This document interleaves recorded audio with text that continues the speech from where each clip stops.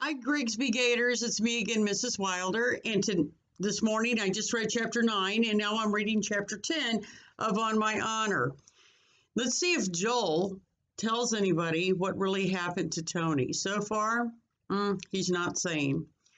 Joel, would you come here for a moment, please? Joel's father called.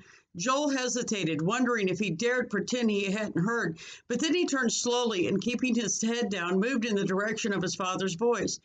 The Zabrinskys want to know where you saw Tony last, his father said when he had arrived at his side. Joel had a sudden image of Tony laughing, the river water streaming from his dark hair. On the road, he said, on the road to Starved Rock. But where on the road, Mr. Zabrinsky asked. How far had you boys gone before you turned back? Mr. Zabrinsky was a big man with huge, rather hairy hands. He sounded impatient. Oh, Joel said, scuffing the head off of a dandelion. I'm sorry, I'm going to read that again. Oh, Joel said, scuffing the head off of a dandelion with the toe of his sneaker. About as far as the bridge over there. Over the river, I guess. The bridge over the river, Mrs. Zabrinsky repeated with a small gasp. Mr. Zabrinsky leaned toward Joel. But he was on his way to Starved Rock, right? Right, Joel mumbled, wishing again that he had remembered the first time to tell the story he had originally planned. Besides, Mrs. Zabrinsky said, Tony can't swim. He'd know better than to go near the river. She seemed to be trying to reassure herself. He can't swim? Joel asked, squinting up at her. Really? She smiled, a crooked half smile that Joel had seen a million times. You must know that, Joel. You've gone to the pool with him when he's willing to go. Joel shrugged, tried to look away. Well, he mostly played on the slide or on the ropes, you know, but he never told me he couldn't swim. Mrs. Zabrinsky touched Joel's arm, and without thinking, he jerked away. His skin felt clammy, and he was sure the stink of the river rose from him like a vapor. Maybe I shouldn't have told you, she said. Maybe he wouldn't want you to know. He tried swimming lessons once, but he was always afraid of the water. Tony? Afraid? Joel pushed the thought away. Is that all? He asked, stuffing his hands into his pocket. Yes, his father said. I guess that's all. And as Joel walked away, trying to look casual, trying to remember how his feet used to move when he wasn't thinking about them, his father added to the Zambrinskys, let's call the park ranger. If he doesn't know anything, then we should probably drive out there, take a look for ourselves. I suppose I shouldn't worry, Mrs. Zabrinsky replied, but you know what Tony's like. I guess I worry more about him than all the rest of the kids rolled up together. Joel stepped through the front door into the cool darkness of the hall. Why hadn't Tony thought about his mother, about the way she worried, before he had decided to go for a swim? Joel stood in the shower, the water streaming over his skin. He had soaped 3 times, his hair and everything, and rinsed and soaped again. The water was beginning to grow cool, so he would have to get out soon. His mother would be cross with him for using all the hot water. He turned off the shower, towel dry. As he rubbed his skin, the smell rose in his nostrils again, the dead fish smell of the river. He considered getting back into the shower, but he didn't. It wouldn't help, he knew that. He pulled on his pajama bottoms and walked through the dark hall to his bedroom.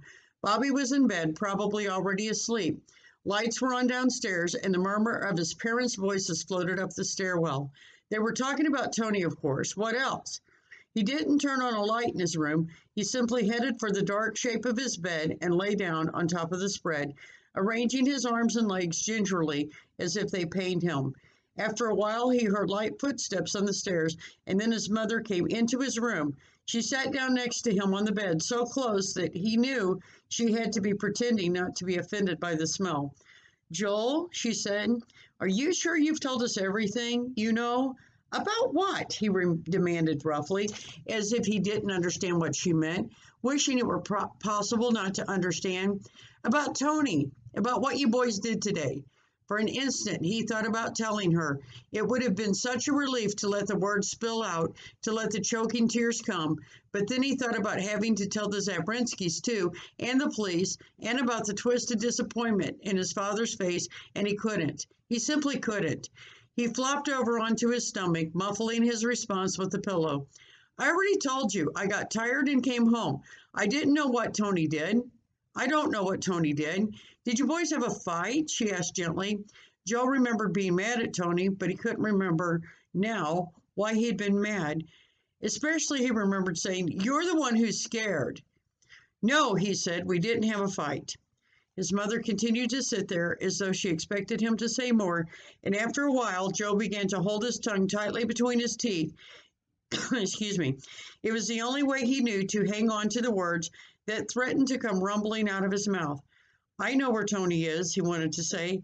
"I can tell you exactly where to begin to look."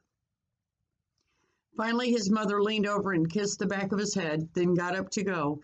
After she had left the room, Joel unlocked his jaws, relishing the burning pain in his tongue.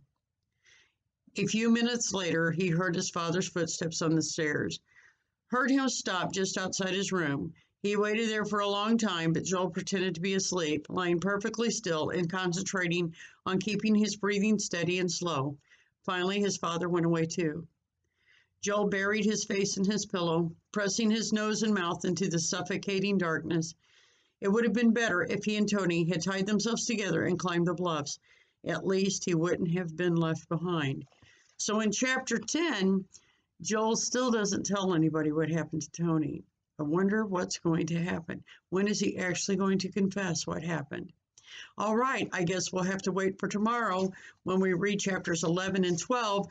And those are the last two chapters, I think, of this book. Yes, 11 and 12. So I guess we'll get to it again tomorrow. All right, guys. Hopefully I'll see you at 11 o'clock on Zoom for our 11 o'clock language arts or ELA lesson. Bye, guys. Have a good morning.